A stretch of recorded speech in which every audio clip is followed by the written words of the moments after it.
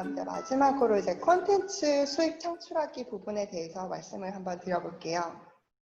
콘텐츠를 판매 수익 창출하기 방법은 첫 번째 이제 콘텐츠 자체로 이제 판매 수익을 보시는 방법이 있습니다.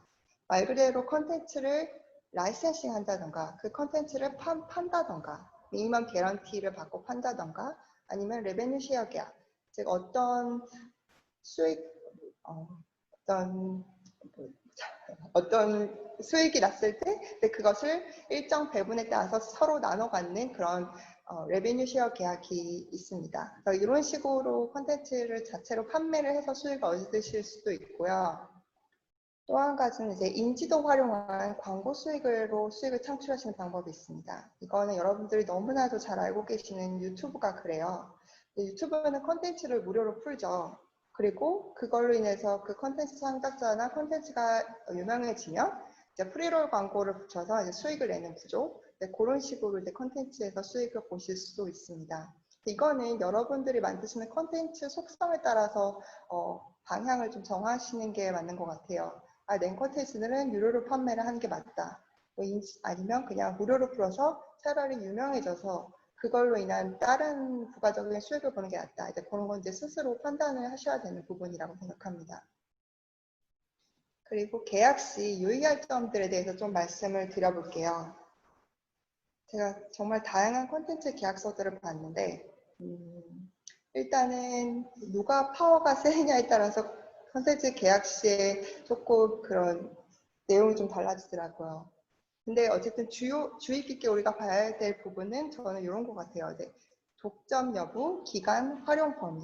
즉, 이 콘텐츠를 독점으로 쓸 거냐, 비독점으로 쓸 거냐, 쓴다면 언제부터 언제까지 쓸 거냐라는 기간, 그리고 활용 범위. 이 콘텐츠를 어느 부분까지 라이선싱을 할 거냐, 그리고 아니면 이제 서비스 형태까지 있을 수 있죠. 이 콘텐츠를 무료로 풀 거냐, 유료로 풀 거냐, 유료로 푼다면 얼마에 풀 거냐. 그런 것들을 만약에 콘텐츠를 판매를 하실 계획이 있으신 콘텐츠 창작자라면 고민을 하셔야 되는 부분들입니다. 그리고 계약서라는 게 사실은 일이 잘 되면 아무도 잘 들여보다 보지 않아요. 그렇지만 문제가 생기면 가장 먼저 들여다보는 게 계약서입니다. 그렇기 때문에 계약서 내용을 하나하나 꼼꼼히 살펴보시고 만약에 너무 불리한 조건이다 싶으면 그 기업과 협의를 하셔서 수정을 하셔서 계약을 맺으셔야 됩니다. 계약서 이슈나 문제가 생기면 가장 먼저 계약서를 보기 때문이죠. 네. 그리고 이 사진 같은 경우는 이제 제가 진행하고 있는 이제 바오밥 성장 그림이랑 업체랑 진행하고 있는 아트 콜라보인데요. 일단 제 그림 자체가 약간 동화적인 느낌이 나고 해서, 그리고 이 업체는 이제 어린이 그림 큐레이션 서비스다 보니까 이제 저와 잘 맞을 것 같아서 그때 작가 공모를 할 때 포트폴리오를 보냈고 그쪽에서도 긍정적으로 답변을 주셔서 이렇게 같이 협업을 하고 있는 업체입니다. 그래서 저는 이제 그림을 그리는 창작자지만 이거는 네일 아트를 이쪽에서 아트 상품을 만드신 것 같아요. 이제 이런 식으로도 다양한 라이선싱으로 활용을 하실 수 있다는 사례로 한번 보여드리려고 가져와 봤습니다. 그것처럼 저는 아트 콜라보를 할 때 중요한 거는 내 컨셉과 그 브랜드가 추구하는 방향이 비슷하냐라는 걸 잘 보셔야 될 것 같아요.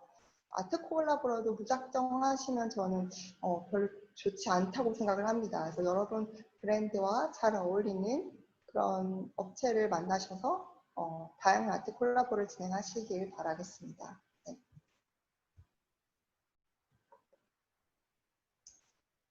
네, 이상으로 저는 오늘 이렇게 발표를 준비했고요. 오늘 여러분들과 함께 나눠보고 싶은 화두는 이런 것들입니다. 먼저 여러분들이 좋아하는 콘텐츠는 무엇인지, 그리고 여러분들의 콘텐츠는 어떤 계기로 기획하시게 되었는지, 그리고 어떤 방법으로 콘텐츠를 홍보하고 계시고 어떤 방법이 가장 효과적이었는지 이런 방법에 대해서 말씀을 나눠보고 싶습니다. 혹시 말씀을 해주실 분이 계실까요? 네, 문원규 대표님 말씀해 주세요. 네, 안녕하세요. 네, 에어블랙. 안녕하세요.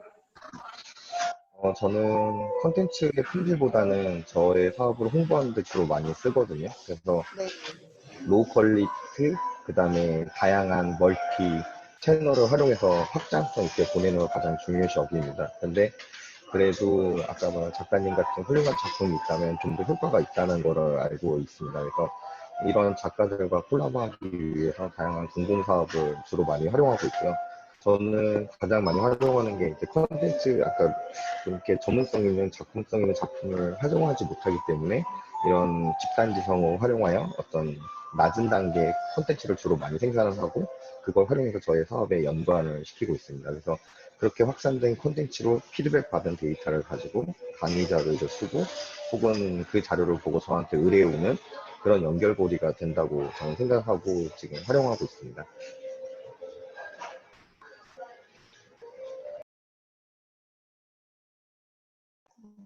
잠시만요. 혹시 다른 분, 좋은 말씀 감사합니다. 네, 문원규 대표님은 네, 정말 많은 콘텐츠를 잘 만드시는 분이라는 걸 잘 알고 있습니다. 네. 혹시 다른 분들 말씀해 주실 분 계실까요? 어, 이민아 대표님?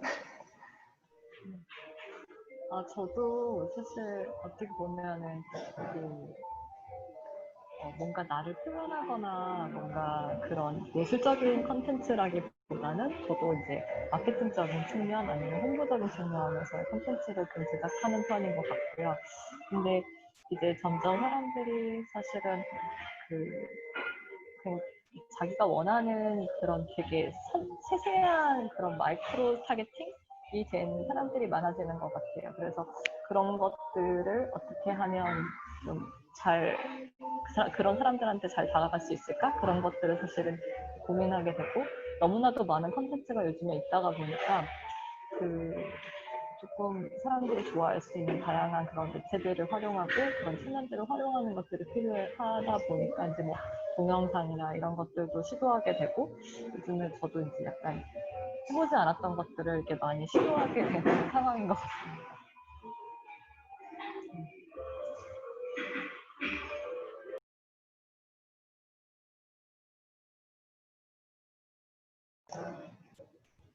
네, 이민아 대표님 같은 경우 이제 마케팅적으로 콘텐츠를 활용하시니까 아무래도 이제 무료로 많이 여러 곳에 알게 되지 않을까, 네, 그런 전략이 더 맞지 않을까 생각을 합니다.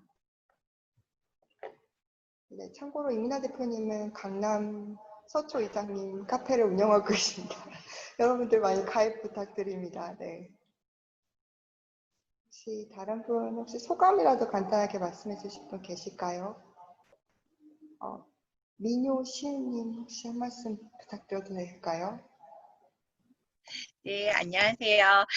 오늘 이제 콘텐츠 관련해서 강의여가지고 되게 기대하고 이렇게 메모하면서 들었거든요.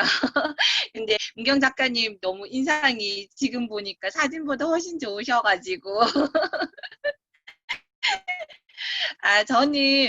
저도 궁금한 거는 이제 많았었는데, 그러니까 지금 오늘 그래도 깔끔하게 제가 궁금했던 부분이 강의에 있어가지고, 그래서 뭐 따로 질문 드린다는 것보다는 컨텐츠에 대해서 되게, 그러니까 막연했었거든요. 근데 이게 탁 짚어가지고 강의 내용에 함축되어 있어가지고 너무 좋았고, 그리고 이제 컨텐츠를 계속 저도 많이 개발을 해야 되는 사람이기는 한데, 그게 콜라보가 작가님도 처음에 힘드셨다고 하셨다시피 사실은 제가 알고 있는 부분이 민요나 국악에 함축되어 있다 보니까 다른 장르에 대해서 많이 봐야 되더라고요. 그래서 그 부분에 대해서 되게 공감했습니다. 오늘 강의 너무 감사합니다.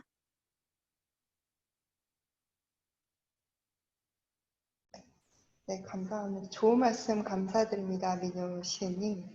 황혜경 선생님이시죠? 아니, 만나 뵙게 되어 반갑습니다. 네.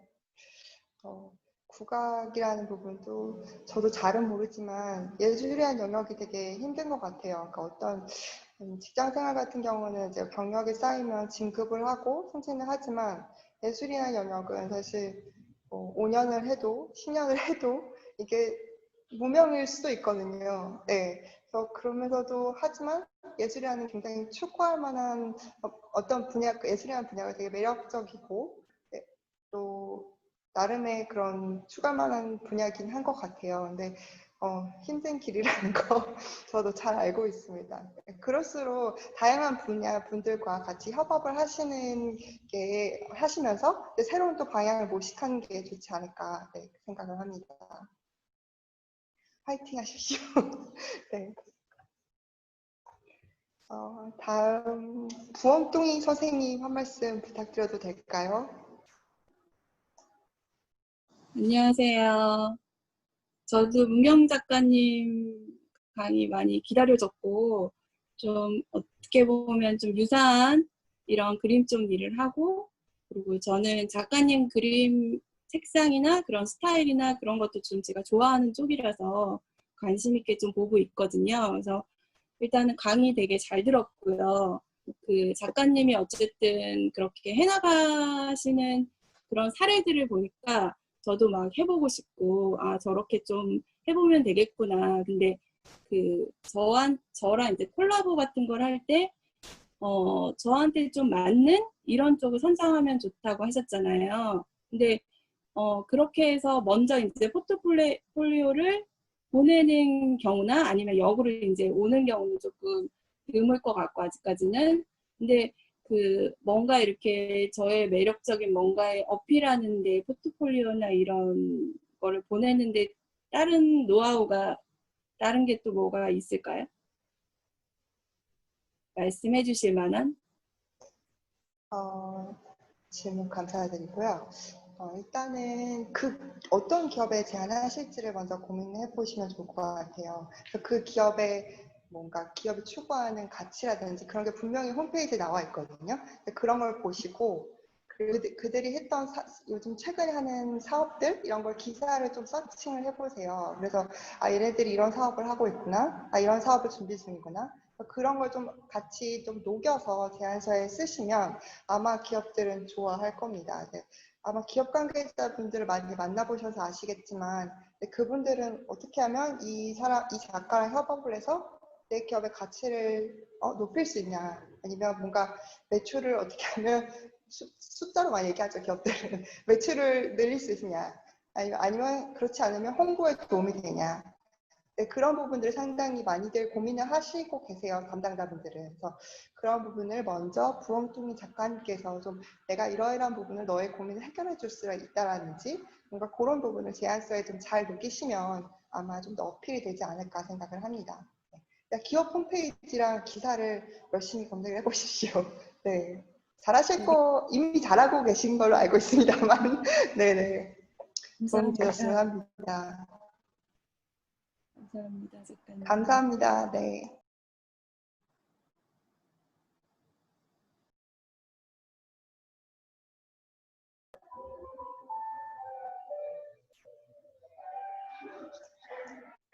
예.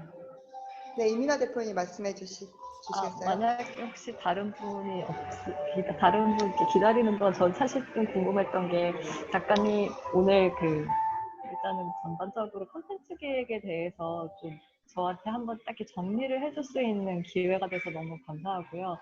좀 궁금한 게 작가님이 뭔가 그런 영감을 얻거나 그럴 때 어떤 것들을 활용하고 계시는지, 뭐 그런 사이트가 있으신지 아니면 어떤 방법들을 활용하시는지 좀 궁금합니다. 이런 질문들을 많이들 해주시는데요. 사실 막 영감을 얻기 위해 따로 하는 건 솔직히 없는 것 같긴 합니다. 그냥 매 순간 하나하나 좀 관찰하는 습관? 아니면 뭐 이게 너무 뻔한 얘기일 수도 있긴 한데 다양한 장르의 책을 읽어보면서 저는 영감을 얻는 것 같기도 해요. 그러니까 뭐 과학책도 읽어보고 인문학책도 읽어보고 디자인 책도 읽어보고 심리학 책도 읽어보고 그러다 보면 이제 그 안에서 좀 아이디어들도 생기는 것 같고 굳이 사이트를 찾자면 이제 다들 아시겠지만 핀터레스트라는 이제 이미지 중심 기반의 그런 사이트가 있는데 그거를 이제 이렇게 쭉 보다 보면 이제 거기서 또 영감을 받기도 하고 아니면 이제 좋아하는 그림책 작가들이 있는데 그런 분들의 작품을 좀 많이 자주 보는 편이긴 합니다. 제가 좋아하는 작가들은 혹시 궁금하신 분이 계실지 모르겠지만 저는 올리비아 탈레크, 스테르즈 브로크, 그다음에 올리비에 제프리 작가님을 좋아하는데 그분들이 스토리텔링하는 방식이라든지 그림체 그리고 그 장면 구성 이런 것들을 굉장히 좋아하는 편입니다. 그 밖에 만약에 일러스트레이터들의 삶이 궁금하시다면 저는 그림으로 말하는 사람들이라는 책을 추천드리고 싶습니다. 그걸 보시면 다양한 나라의 일러스트들이 어떻게 사고하는지, 작업을 하는지, 또 생활을 하시는지를 좀 감정적으로 알 수 있지 않을까 생각합니다. 네. 다음 또 말씀해 주실 분 계실까요? 혹시 정민님? 괜찮으실까요?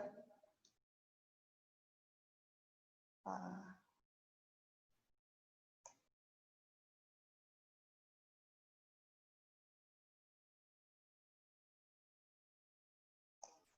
네, 안녕하세요.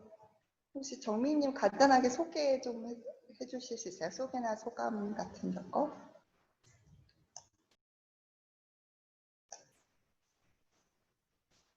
정민님 음소거 상태인 것 같아요. 음소거 상태인 것 같아서.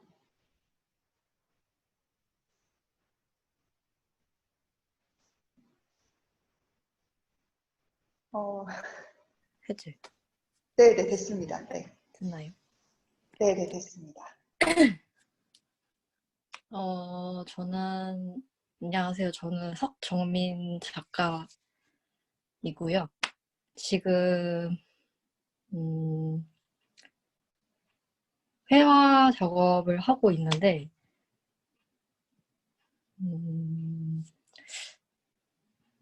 어떤 걸 말씀드려야 되지? 그러니까, 저도 이제 전업 작가로 일을 하다가 전업 작가로 지금 작가 생활을 하고 있는데, 좀 약간, 좀 기회가 많이 없다고 해야 되나요? 이렇게. 저도 이제 아는 그런 선이 한계가 있다 보니까 좀 작업은 많이 하고 있는데 좀 어디 밖에 지원을 하거나 이런 곳이 좀 많지가 않더라고요. 여기 뭐 부모님께서도 저한테 약간 뭐 추천 같은 거 해주신 게 있긴 한데 저도 한번 봤어요. 근데 이제 예, 아직 저도 정확하게는 보지는 못했는데 좀 뭐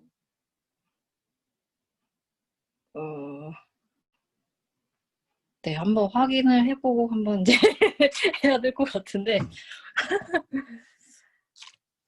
일단은 너무 그런 플랫폼 같은 게 너무 많이 없는 게 좀 아쉬운 것 같아요. 좀 그런 되게 제 주변에도 예술하는 친구들이 되게 많은데도 이렇게 들어보면 다 일을 병행하면서 하고 있다 보니 좀 어려움도 되게 많고 되게 고민거리들이 되게 많더라고요. 들어보니까. 그래서 그런 것들이 좀 많아졌으면 좋겠다는 생각이 듭니다. 네, 감사합니다.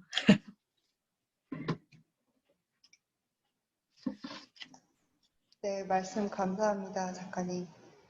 네. 작가님 음소거로 좀 부탁드려도 될까요? 네. 죄송합니다. 네, 석정민 작가님은 저랑 이제 서대문 여관에서 이제 같이 전시를 했던 동양화가 작가님이시고요. 이제 작가님이 말씀하시는 분 저도 충분히 공감을 합니다. 특히 우리나라 시장은 예술 시장 자체도 좀 작은 편이고 또 그 안도 되게 치열하고 좁고 또 그 세계에서도 굉장한 뭐 인맥과 학연과 그런 게 굉장히 많더라고요. 그래서 저는 사실 미술 전공도 아니고, 그러니까 그런 미술 인맥도 없고, 학연도 없고, 저도 사실 개척해 나가는 입장인데, 정민 작가님한테 그냥 저도 계속 말씀을 드리지만, 다양한 분야의 사람들을 만나보시고, 또 얘기를 나눠보시는 걸 추천드려요. 그러다 보면은 꼭 막 예술 작업만 하는 작가로서의 삶이 아니라 이것도 해보고 저것도 해보고, 그러니까 그 안에서 다른 일들이 또 생길 수도 있고 다른 아이디어가 생기실 수도 있거든요. 그래서 그렇게 다양한 프로그램에 참여하시는 걸 추천드립니다. 제주다운 프로그램도 전 추천드리고 싶고요. 아까 정민 작가님께 제가 추천드렸다는 카페는 문원규 대표님의 CSR 카페입니다. 네, 그렇습니다. 네. 그래서 정민 작가님 마음 충분히 이해합니다. 그게 그 카페가 처음에 딱 들어오면은 이게 뭐 하는 곳인가 싶기도 하거든요. 그러니까 작가적인 측면에서 봤을 때 카페가 조금 생소한 느낌이긴 합니다. 근데 하나하나 살펴보시면 아 이러이러한 곳이구나라는 걸 아실 수 있고, 혹시 모르시다가 혹시 궁금하신 게 있으시면 저한테 그냥 따로 카톡을 주셔도 제가 알려드릴 수 있는 선에서 말씀드리도록 하겠습니다. 정민 작가님 바쁘신데 참여해주셔서 고마워요. 네. 혹시 또 다른 분들 말씀해 주실 분 계실까요?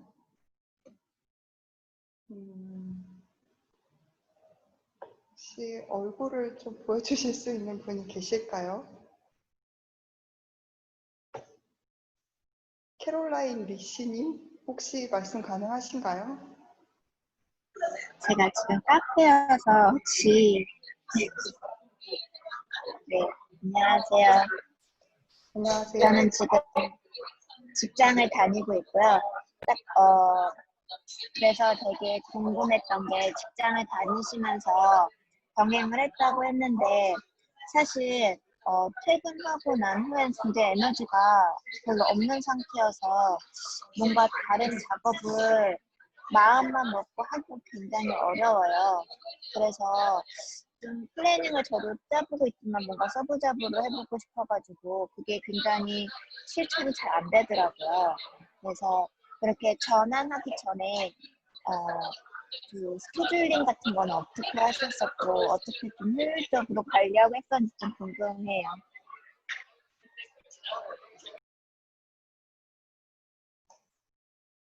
캐줄링에 대한 관련 질문 해주셨는데요.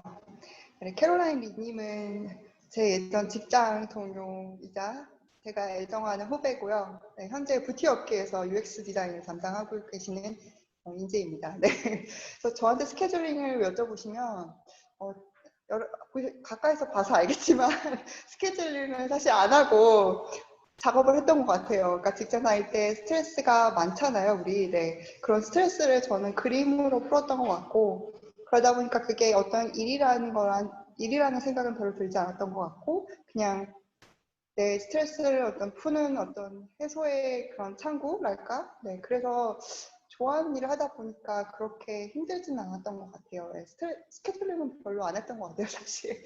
네, 그렇습니다. 솔직한 답변입니다. 네.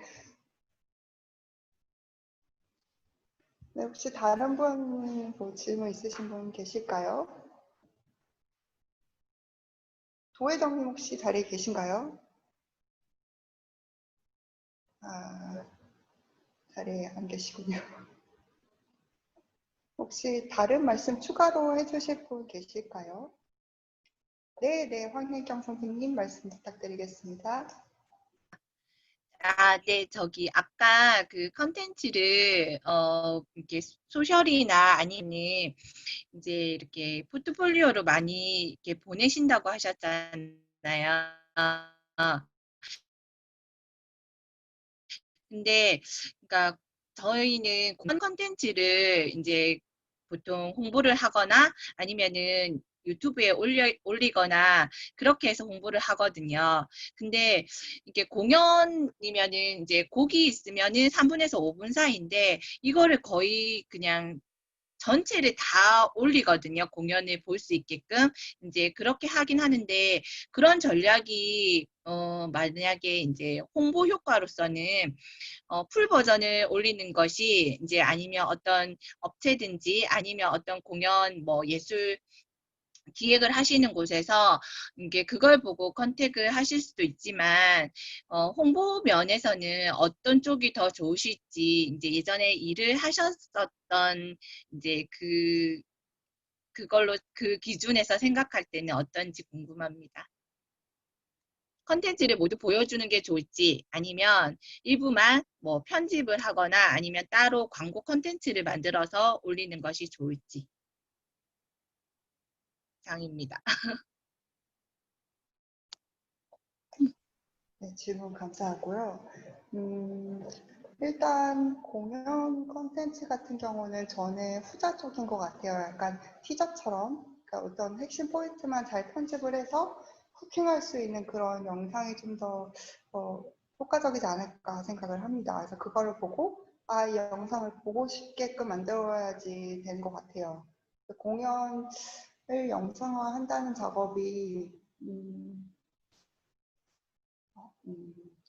가끔 이제 저도 그런 생각을 하거든요. 그러니까 공연을 전체 다 영상을 하는 게 맞냐, 아니냐. 왜냐하면 공연을 영상하다 보면 사람들이 사실은 공연에 안 올 수도 있거든요. 그래서 그러다 보니까 이제 저는 사실은 공연 같은 경우는 어떤 티저나 어떤 일부 하이라이트 부분만 편집을 하셔서 그런 부분을 좀 여러 플랫폼에 이제 노출하시는 전략이 맞지 않을까 생각을 합니다. 네. 답변이 도움되셨으면 좋겠습니다. 네.